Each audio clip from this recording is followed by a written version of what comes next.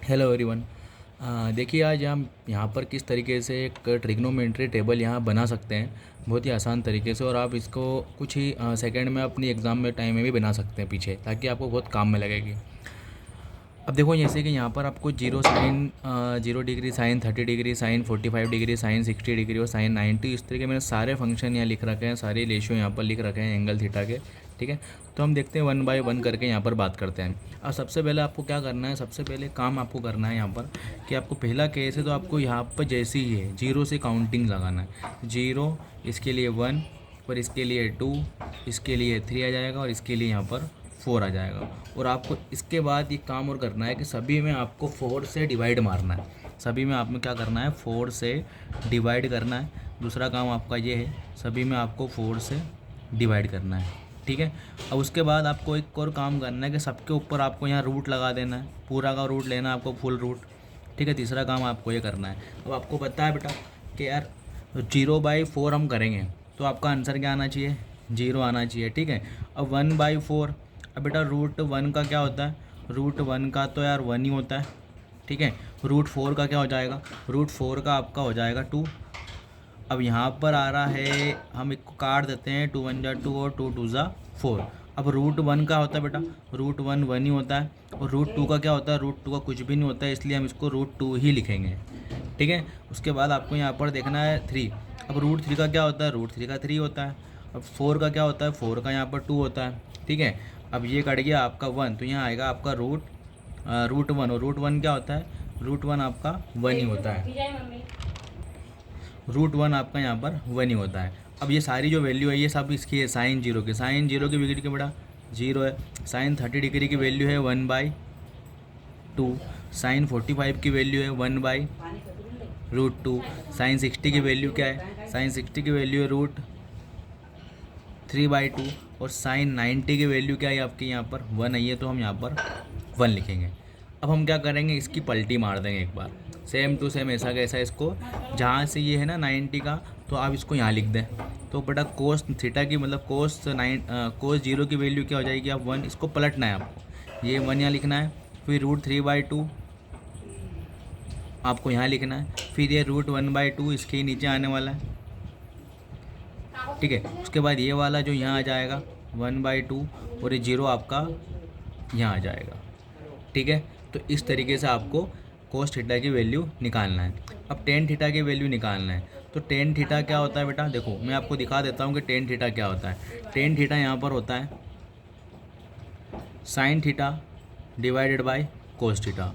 अगर हम sine theta और कोस थीटा का डिवाइड करते तो यहाँ पर आपका टेन थीटा निकल जाता है।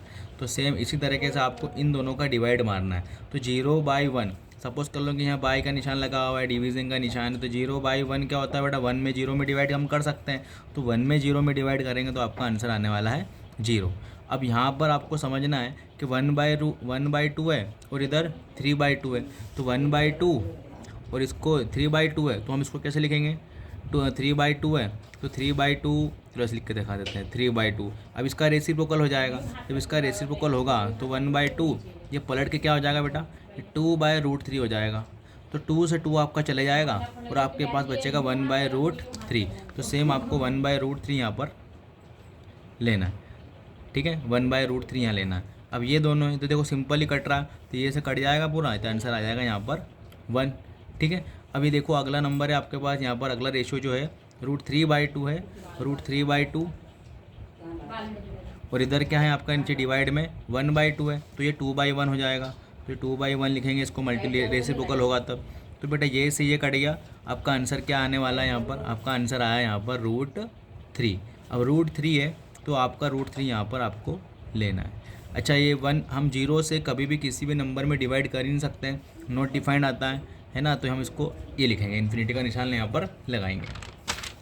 अब देन उसके बाद अब यहाँ पर हमने साइन थीटा, कोस थीटा और टेन थीटा के वैल्यू हम यहाँ निकाल चुके हैं। इसकी बाद की सभी वैल्यू निकालना बहुत ही आसान होता है, आपको सिर्फ उनका रेसिप्रोकल लिखना है। कोसेक जैसे कि साइन थीटा, अब साइन थीटा का रेसिप्रोकल क्या होता है, साइन थीटा का रेसिप्रोकल होता है 1/कोसेक थीटा, 1/कोसेक थीटा। मतलब आपको 1 के उसमें लिखना है, साइन थीटा की वैल्यूज़ 1 के उसमें आ जाएगी, सभी कोसेक थीटा, सभी जितनी भी साइन थीटा की वैल्यू सब 1 के डिवाइड में आएगी। तो यहाँ पर 1 के डिवाइड में लेना है। तो बेटा 1/0 क्या होता है, 1/0 हो जाएगा आपका नॉट डिफाइंड, ठीक है, 1/0। अब इसको आप पलट दो, 1/2 है तो ये क्या हो जाएगा, 2/1 हो जाएगा, 2 लिखेंगे।